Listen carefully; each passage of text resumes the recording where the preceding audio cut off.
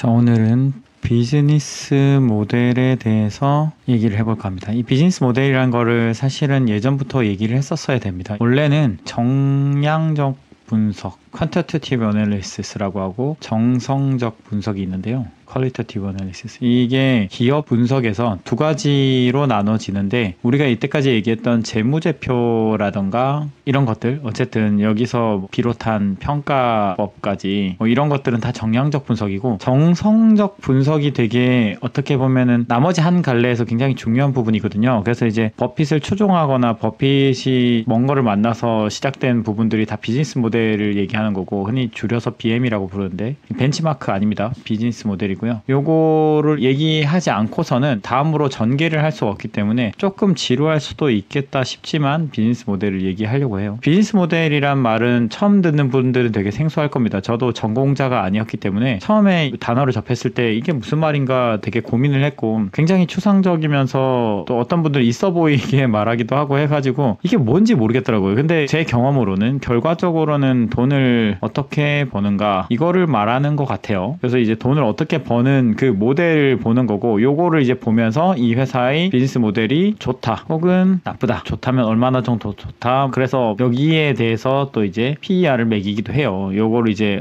비즈니스 모델 너무 좋으니까 이 회사는 뭐 20배 받아야 되지 않냐 이런 얘기를 하기도 하고요. 안 좋으면은 이건 5배 이런 얘기를 하긴 하는데, 사람들마다 또 얘기하는 게 달라서 비즈니스 모델을 어떤 사람들은 이제 좀 기업이 속한 산업의 전망까지도 은연중에 포함되는 경우가 종종 있습니다. 근데 제가 지금 얘기할 비즈니스 모델은 산업 전망은 빼고 얘기를 하고 싶어요. 그래서 저는 그렇게 보기 때문에 그래서 얘기를 해볼게요. 혹시 중학교 때 다들 배웠던 마이클 포터라는 사람의 Five Forces라는 거를 혹시 기억하십니까? 책에 있는 것도 아니고 누가 이걸 말한 것도 아닌데, 그냥 저는 이게 설명하기가 좋아서 요 말을 자주 하는데요. 어떤 기업이 어떤 산업에 속해 있다라고 했을 때 A라는 기업이 있고 그 안에 경쟁하는 다른 애들이 있겠죠. B, C 이렇게 있다고 칩시다. 그러면 요거가 기업 간의 관계를 결정하는 5가지 힘이다, 뭐 이런 식의 설명이었던 것 같아요. 정확하게 이론에 대해서 다시 공부하거나 하진 않았고요. 제가 기억하는 구도였는데, 요게 저는 비즈니스 모델을 공부할 때 많이 도움이 됐습니다. 이걸 다시 설명하면 1번 기업에 속해 있는 산업 내의 경쟁이 있고요. 그 다음에 또 새로 들어오려는 사람이 있겠죠.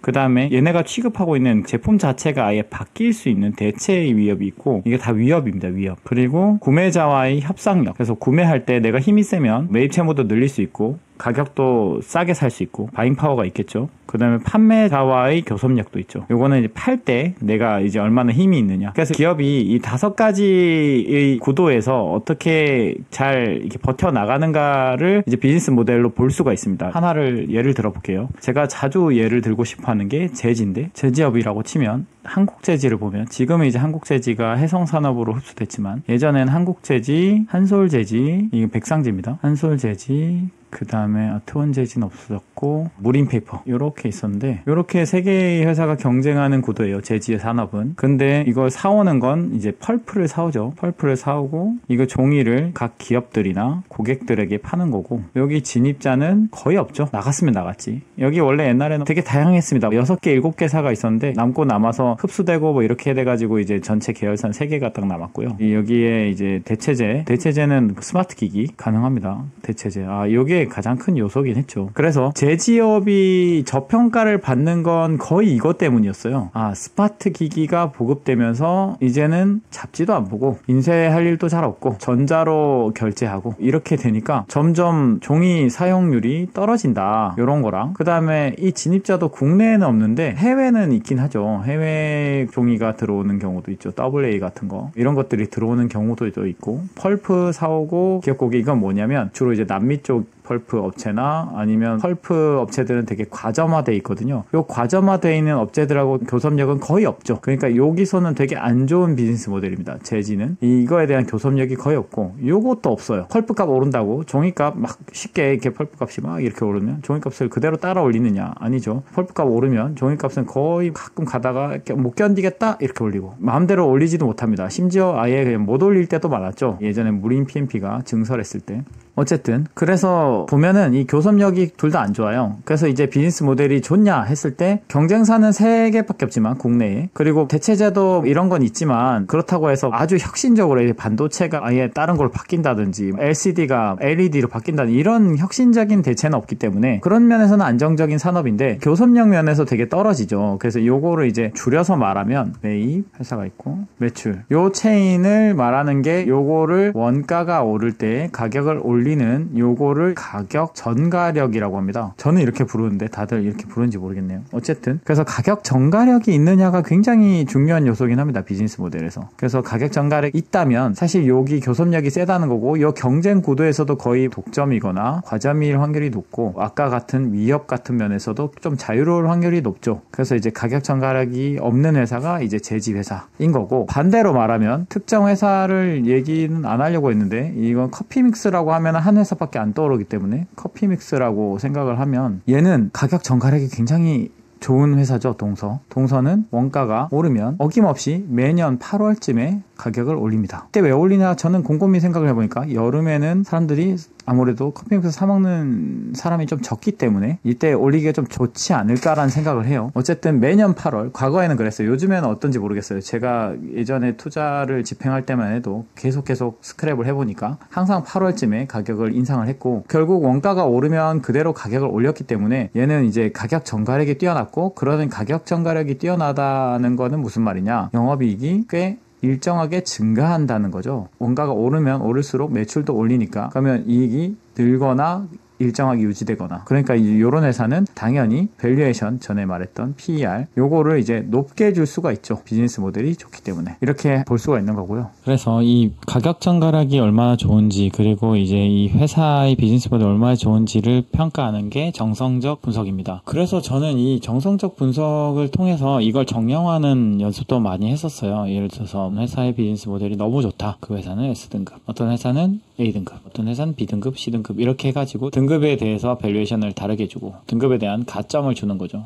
가점을 줘서 같은 산업에 있거나 같은 형태이더라도 얘는 가격 전가력이 너무 좋아, 그래서 원가가 오르는 것만큼 그대로 가격을 전가해. 그러면 이 회사는 비즈니스 모델을 1.5배를 더 주자, 원래 특정 산업에서 받는 게 7배면 1.5배를 더 주자, 이런 식의 연습도 많이 하고 했었습니다. 결과적으로는 이제 나중에는 이런 모든 연습들과 여태까지 얘기해왔던 정량적 분석에 의한 가치평가, 이런 것들이 다 종합이 되면은 어느 순간 나중에는 요것도 필요 없어지고 요것도 필요 없어지고, 이렇게 말하면 너무 사짜 같은데 직관적으로 분석하게 되는 순간이 온다고 생각합니다. 결론이 이상하게 나버렸는데, 어쨌든 얘기를 요약을 하면 비즈니스 모델 같은 경우에 정성적 분석의 핵심이고, 요거를 분석하는 건 아까 5 forces가 있다. 그래서 요거를 둘러싼 모든 환경들 잘 봐서 요 안에 경쟁까지 잘 보고 얼마나 비즈니스 모델이 좋은지를 평가하고, 요거를 정량화하는 혹은 가치 평가에 포함시키는 연습을 하면은 이제 회사가 같은 산업의 같은 형태의 회사더라도 조금 나만의 기준이 더 생기게 되죠. 어떤 회사는 같은 사료 회사인데 우성 사료가 있고 선진이 있고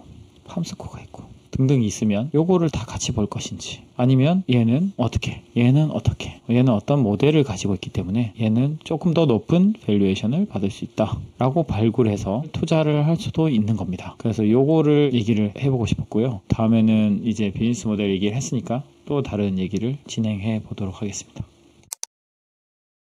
자, 오늘은 비즈니스 모델, 여러분들이 좀 궁금해하는 부분이죠. 요거 분석을 어떻게 분석을 하며 그 다음에 분석하는 데 있어서 얼마만큼의 집요함이 요구되는지 요 얘기를 한번 해볼까 합니다. 이 아이디어가 떠오르게 된 배경은 제가 주식을 마지막으로 가르쳐 주겠다 한 친구가 있어요. 그 친구가 지금 이제 이 편집을 하는 편집자 친구입니다. 그래서 아마 이 친구가 좀 능숙해지면 기업 분석 영상도 올라가게 될 텐데 아직은 좀 배우는 단계라서 시간이 걸리고 있습니다. 이 친구가 분석을 맡겨보니까 어려움을 겪는 부분이 있는데 이게 왜 그럴까 한번 고민을 해보다가 옛날 생각도 좀 떠오르고 해서 한번 얘기를 하게 됐습니다. 자, 일단은 기업 분석을 하는 사례를 제가 한번 얘기를 해볼게요. 제가 예전에 처음에 여의도에 들어가 들어가서 제일 좋아했던 종목, 여러분들이 이제 그레이트한 컴퍼니를 찾잖아요. 저에게는 이 회사가 그랬습니다. 선진이라는 회사인데요. 지금은 어쩐 지배구조적 문제 때문에 조금 의미가 좀 퇴색되긴 했는데 이 비즈니스 모델이 되게 저는 좋다고 생각했어요.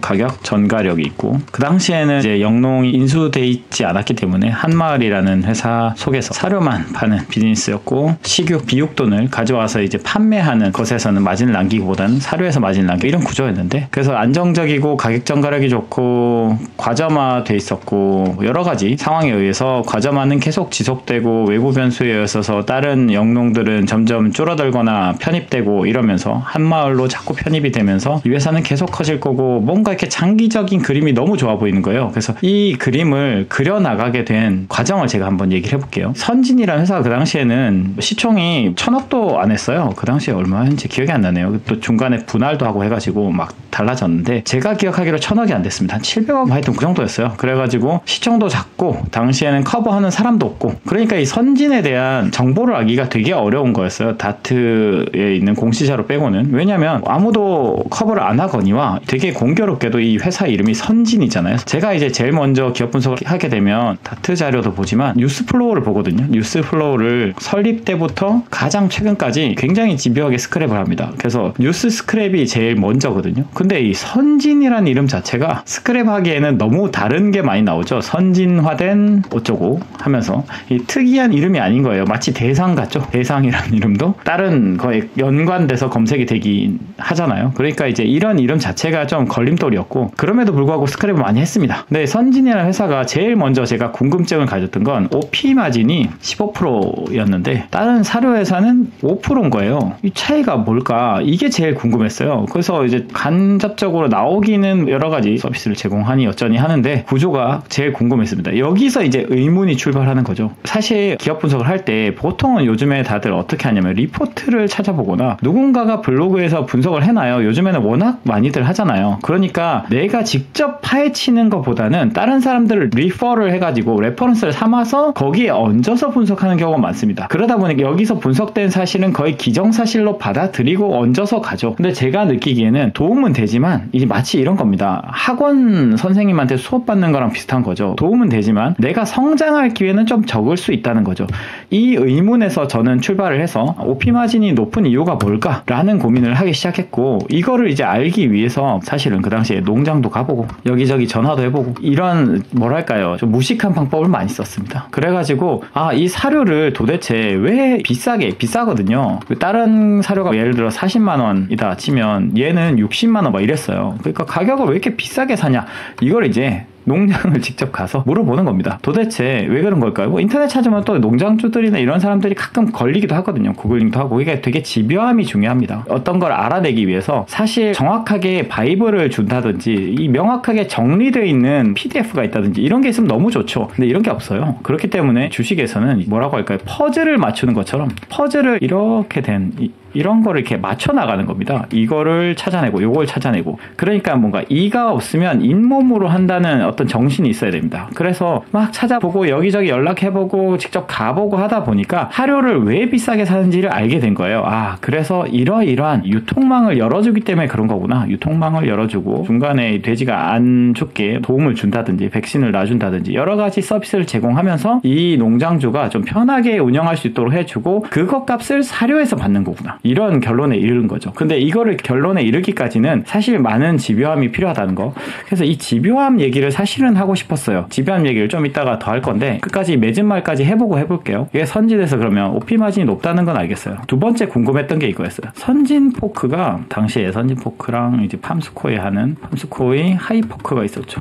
이 하이포크 뒤에 뭐 생생포크 뭐 이런 것도 있는데 요 두 개가 같은 그룹이거든요. 요게 1, 2위의 브랜드라고 계속 기사에는 나오는데 나는 이 브랜드를 들은 적이 없는 거예요. 이게 제일 궁금했습니다. 아니 1, 2위라는데 나는 들어본 적이 없어요. 물론 제가 여기에 관심을 가지고 나서 찾아다녀 보니까 어디 유통망에는 뭐 현대백에는 이게 있고 하이포크는 코스코에 있고 이런 거였거든요. 뒤에는 이제 이마트도 입점되고 했는데 그래서 이 브랜드가 마트에도 잘 안 보이고 요즘엔 마트에 많이 보여요. 선진포크. 제가 되게 좋아합니다. 이것들이 도대체 내 눈엔 잘 안 보이는데 도대체 어떤 유통망을 통해서 판매를 하는 거지, 이게 제일 궁금했어요. 유통망. 이거를 그냥 받아들이면 안 됩니다. 유통을 시켜준다 하더라. 그러면은 나중에 만약에 회원사가 점점 늘어나서 선진 한마을에 점점 늘어나면 이 돼지고기들을 다 유통할 수 있는 힘이 있냐, 이거를 알려면 내가 정확하게 이 유통망의 실체를 파악을 해야 돼요. 근데 이게 궁금해하는 게 해소되질 않더라고요. 그래서 이거를 리서치하는데도 되게 많은 시간이 들었습니다. 근데 이게 머리에 항상 넣고 다니다 보니까 이게 어디서 알게 됐냐, 택시기사님 말씀에서 알게 됐어요.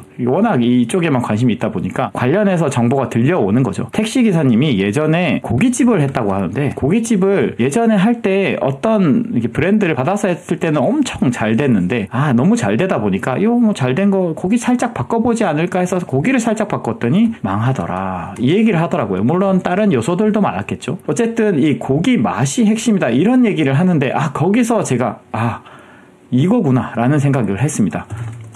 그러니까 우리가 생각하는 유통망이란 건 B2C도 있지만 B2B도 있죠. 근데 선진도 보면 이제 유통 전문점이 있거든요, 각 동네마다. 그래서 이 B2B로 고깃집에다가 넣는구나. 그래서 고깃집 가서 이렇게 뒤로 싹 돌아서 벽지 뒤에 보면은 저희는 생생 포크를 씁니다, 저희는 선진 포크를 씁니다, 뭐 이런 게 있어요. 요게 브랜드구나, 요때 알았습니다.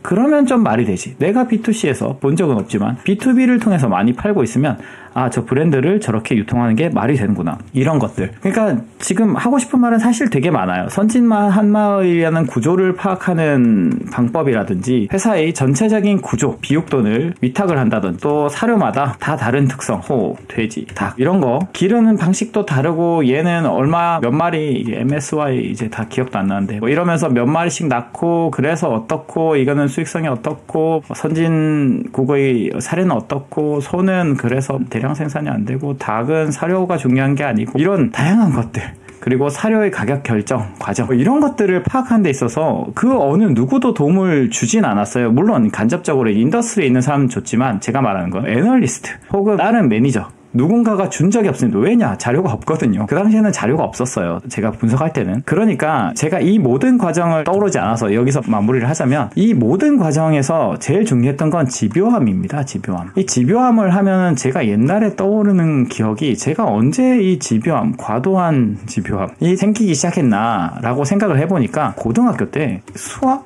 경시 대회를 참가하길 좋아했습니다. 뭔가 이게 수학에 대한 로망이 있었어요. 그래가지고 수학 경시 준비를 하는데, 보통 이게 수학 경시 대회 가면은 이제 총 4문제 아니면 8문제, 잘 기억이 안 나요. 4문제에서 8문제, 어쨌든 많은 수량이 아니에요. 이게 한 3시간 줍니다. 그래서 가서 이걸 풀고 나오는 거죠. 그러니까 이제 우리가 수능이나 일반적인 문제들처럼 금방 문제를 풀고 답을 확인하고 이런 과정이 있는 게 아니고, 이거를 그냥 한 문제만 붙들고 계속 있는 겁니다. 그래서 저는 아주 머리가 좋은 친구는 아니었기 때문에, 그런데 또 수학 경시는 잘하고 싶었어. 그러다 보니까 이거를 붙들고, 한 문제 붙들고 계속 앉아 있는 겁니다. 그래서 저는 고등학교 시절을 떠올려 보면 이 기억밖에 없어요. 수학 경시대에 문제지를 딱 펴놓고 그냥 앉아 있는 거예요. 수능 준비하고 내신 준비해야 되는데, 그런 것보다 이게 저는 여기 약간 홀릭해 있었기 때문에 이거 붙잡고 그냥 앉아 있는 겁니다. 그래서 계속 고민을 하는 거죠. 그러고 또 이틀, 하루, 이틀, 3일 이렇게 고민하다 보면 자고 일어났는데 갑자기 풀리는 그런 경험도 했고요. 그래서 내가 자는 동안도 뇌가 이게 활동을 해준 거구나 라는 생각도 하곤 했었는데, 이 얘기에서 하고 싶은 게 뭐냐면, 우리가 이런 경험을 많이 겪잖아요. 이렇게 우리 왜 시험 공부할 때도 보면은 내가 어떤 거를 좀 풀어보고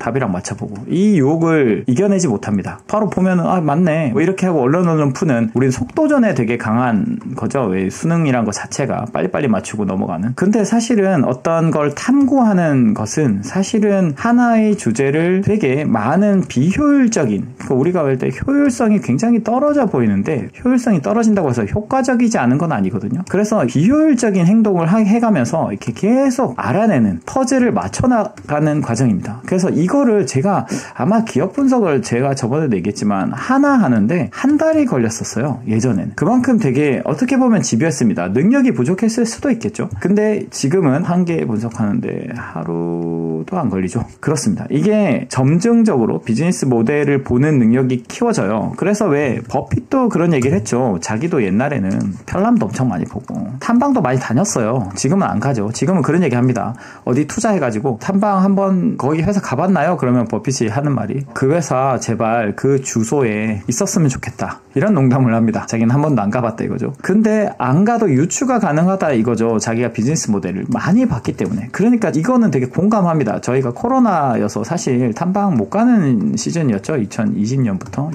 지금 22년까지인데 탐방 못 가는 시즌이었지만 크게 불편하진 않았다. 저는 이전에도 해외에 있고 그랬던 적이 있어가지고 어쨌든 전화도 못하고 이런 상황이었는데 그때 알았어요. 굳이 내가 가지 않아도 과거에 많이 봐왔던 비즈니스 모델을 유추하면 어느 정도 이해가 가능한 거구나. 그러니까 아까 말했던 비효율적이고 시간을 되게 많이 쓰는 그 기간이 지나야 비로소 비즈니스 모델이란 걸 파악할 수 있다라고 생각합니다. 이게 말만 맨날 비즈니스 모델이라고 하는데 여의도에서도 얘기하고 누구도 투자한 사람들 맨날 얘기를 하는데 이거의 정체를 잘 모르는 경우가 많아요. 이거는 브랜드에 납품해서 뭐 어쩌고 이런 추상적인 얘기가 아니라 자기가 로 데이터를 다 찾아내고 내가 기사도 스크랩하고 사람들도 만나보고 저는 다른 기업들도 얘기하자면 뭐 협회 사람들도 만나보고 실제로 회사에 주문도 해보고 그랬어요. 이러면 좀 죄송한 일이지만 예전에 제가 부족할 때는 어떤 식으로든 회사의 모델을 알고 싶으니까 이거 팔레트 렌탈은 어떤 식으로 어떤 단가로 되는 걸까 뭐 이런 고민도 하고 그래서 다양하게 고민을 하다 보니까 비즈니스 모델을 파악을 서서히 하게 되고 그게 점점 속도가 붙으면 나중에는 직관적으로 파악을 하게 되더라 이런 얘기를 하고 싶습니다. 그래서 제가 항상 말하죠. 이게 정말로 집요하게 공부를 할 생각이 없다면 인덱스나 간접 투자를 해라 라고 했지만 사실 이 채널에 와서 정말로 공부하려고 하는 분들이 계시다면 집요하게 하는 게 어떤 건지에 대해서 한번 얘기를 드리고 싶었어요. 이 얘기에서 다 말씀을 드리지 못했기 때문에 다음에도 비즈니스 모델 얘기를 계속 하겠지만 이 비즈니스 모델이라는 게 굉장히 추상적이고 누가 개념을 이렇게 내려줬으면 좋겠고 누가 뭐 이렇다 하면은 그냥 그걸 받아들이고 싶겠지만 자기 손으로 로 데이터도 찾아보고 여러 가지 것들을 모아서 자기가 이 실체를 파악해 나가는 과정을 몇 번이라도 한번 해보십시오. 그러다 보면 나만의 비즈니스 모델을 파악하는 프레임이 생깁니다. 프레임이 생기면 처음에는 틀릴 수 있겠죠. 근데 시간이 지나면서 내가 보완이 되고 하면서 나만의 회사를 보는 구도가 생기는 거예요. 그때부터는 다른 사람들에게 의존하지 않아도 되고 투자할 수 있다고 생각하는데 저는 이렇게 생각해요. 투자라는 건 외로운 싸움입니다. 누구의 동의도 필요하지 않고 사실 누구의 비판도 필요하진 않아요. 내가 스스로 비판할 수 있어야 됩니다. 내 종목에 대해서. 그러니까 사실은 내가 스스로의 찬성자이자 반대자이기도 해야 되는 거죠. 그러니까 이게 되게 스스로 혼자서 외롭게 고민하고 투자하는 것이 실제 투자자의 삶이고요. 그러니까 누군가에게 의존하거나 무리를 짓거나 그 사람들에게 의견을 구하거나 하기보다는 물론 교류를 하는 건 좋지만 결과적으로 내가 스스로 내리고 내가 스스로 모든 걸 할 수 있어야 된다. 저는 그래서 예전부터 다른 사람들에게 자료를 여의도 있으면 자료 요청하기 좋거든요. 자료 요청하는 거 절대 안 해야지. 왜냐? 언젠가는 투자자가 돼야 되고 그러면은 내가 스스로 만들 줄 알아야 되는데 누군가에게 의존하기 시작하면 결국에는 그게 쉬운 길을 택하는 거고 그러다 보면 계속 의존적이게 된다. 저는 누군가에게 의존적이기보다 내재화하는 걸 좋아하거든요. 그래서 여러분들도 만약에 정말로 진지하게 투자를 하고 싶다면 이런 식으로 굉장한 집요함을 가지고 비즈니스 모델의 실체를 파악해내는 그런 연습을 해보면 앞으로 투자하기가 좀 더 수월할 거다라는 말씀을 드리고 싶었습니다.